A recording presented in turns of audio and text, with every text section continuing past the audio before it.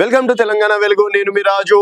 Hydraa commissioner గతంలో రంగనాథ్ కి అలాగే ఖైరతాబాద్ ఎమ్మెల్యే ప్రస్తుతం కాంగ్రెస్ పార్టీలోకి వెళ్ళడం అనేది జరిగింది. దానం నాగేందర్ మధ్యలో కూడా పచ్చగడ్డి మీద పెట్రోల్ పోసే బగ్గన్నట్టు కూడా ఆ విధంగా అంటే గురు బ్రహ్మనగర్ కాలనీ ఏదైతే ఉందో అక్కడ బస్తీ, ఇక్కడ నందగిరి హిల్స్ పక్కన ఆనుకొని ఉన్నటువంటి బస్తీలో కబ్జాలు జరుగుతున్నాయి, వాళ్ళ అన్ని ఆక్రమించుకున్నారని చెప్పేసి కూడా రకరకాల కథనాలు రావడం అనేది జరిగింది.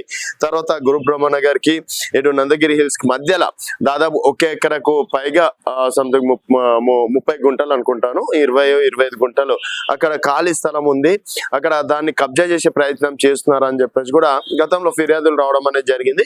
ఇప్పుడు నందగిరి హిల్స్ స్థానికులు కూడా ఫిర్యాదు చేయడంతో దాని సైడ్ హైడ్రా మళ్ళీ చూడడం అనేది జరిగింది. సో దానికి సంబంధించి ఇక్కడ లోకల్ ఎమ్మెల్యే ఖైరతాబాద్ ఎమ్మెల్యే అయినటువంటి దానం నాగేందర్ కూడా రావడం అనేది జరిగింది. సో ఇక్కడ జరిగినటువంటి వాళ్ళ ఇద్దరి మధ్యలో సంభాషణ ఏంటంటే దానికి సర్వే చేపిస్తాం, శాటిలైట్ సర్వే అవసరం లేదు, మామూలు సర్వే సరిపోతుంది. నిజంగా వాళ్ళకు లేఅవుట్లు లేకపోయినా లేకపోతే ఆక్రమించుకున్నట్టు తెలిసినా డెఫినెట్ గా మా చర్యలు అనేది చేపడతామని చెప్పేసి ఇటు రంగనాథ్ గారు చెప్పడం అనేది జరిగింది. అలాగే దానం నాగేందర్ గారు ఎవరైతే పేదల జోలికి వస్తారో, ఆల్రెడీ అన్ని పర్మిషన్లు ఉన్నప్పటికీ పేదల జోలికి వస్తే మాత్రం డెఫినెట్ గా నా దాదాగిరి ఏందో నేను చూపిస్తా అని చెప్పేసి కూడా దానం నాగేందర్ చెప్పడం అనేది జరిగింది. సో ఇక్కడ బస్తీ వాసులేమో నందగిరి హిల్స్ వారి పైన కంప్లైంట్స్ చేశారు, నందగిరి హిల్స్ వాళ్ళేమో ఇక్కడ బస్తీ ప్రజల పైన కంప్లైంట్ చేయడం అనేది జరిగింది.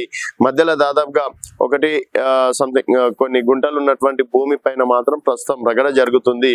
మరి ఆ భూమికి సంబంధించి ఇప్పటి వరకు అయితే మాదే అని చెప్పేసి వాళ్ళు, మాదే అని చెప్పేసి వీళ్ళు, ఇద్దరి మధ్యలో మాత్రం సమస్యగా మారింది.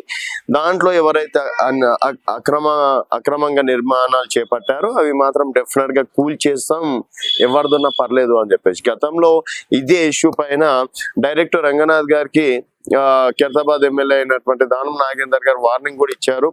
ఎవరైతే ఈ ప్రజల జోలికి, పేద ప్రజల జోలికి వస్తారో, అలాగే అక్కడ ఒక ప్రహరీ గోడను కూడా నిర్మించడం అనేది జరిగింది. దానిని దానం నాగేందర్ గారు కూల్ చేయడం తోటి అప్పుడు పెద్ద ఎత్తున ఇష్యూ కావడం అనేది కూడా జరిగింది.